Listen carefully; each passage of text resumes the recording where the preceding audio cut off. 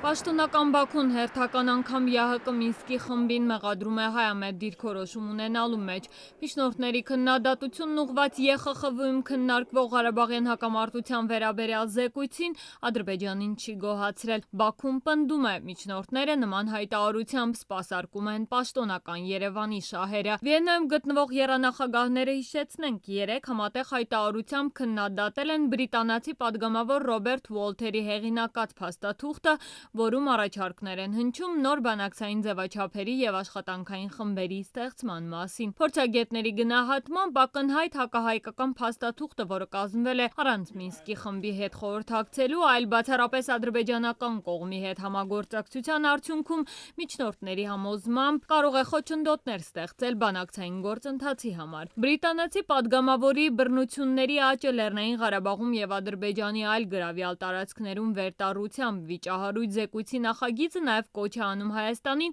մեջբերում դուրս բերել հայկական զինուժը Լեռնային Ղարաբաղից և Ադրբեջանի մյուս գրավյալ տարածքներից, հաստատել այդ տարածքներում Ադրբեջանի լիակատար ինքնիշխանություն մեջբերման ավարտը։ Փաստաթուղթն անհրաժեշտ էր համարել նաև ԵԱՀԿ-ին կից միջազգային խաղաղարար ուժերի ստեղծումը մեջբերում, ինչը կամրապնդի Ղարաբաղի և Ադրբեջանի այլ գրավյալ տարածքների անվտանգությունը։ Այս փաստաթղթի նկատմամբ իր հիացմունքը չթաքցնող պաշտոնական Բաքուն այսօր Մինսկի խմբին անգործության մեջ է մեղադրել։ 20 տարի շարունակվող ապարդյուն գործունեությունից միջնորդները կորցրել են իրենց վստահությունը թե միջազգային հանրության առջև և թե ադրբեջանական հասարակության։ Ադրբեջանի արտգործնախարարության տեսակետն է փոխանցում կառույցի խոսնակ Հիմքեթ Հաջիևը։ Մինսկի խմբի քննադատությունն անպատասխան չթողեց նաև ԵԱՀԿ-ում Ադրբեջանի մշտական ներկայացուցչությունը, որը տարածած հայտարարությամբ թվարկում է, թե քննադատելու փոխարեն իրականում ինչով պետք է զբաղվեն միջնորդները։ Մեջբերում անհապաղ սկսեն խաղաղության մեծ համաձայնագրի շուրջ բանակցությունները,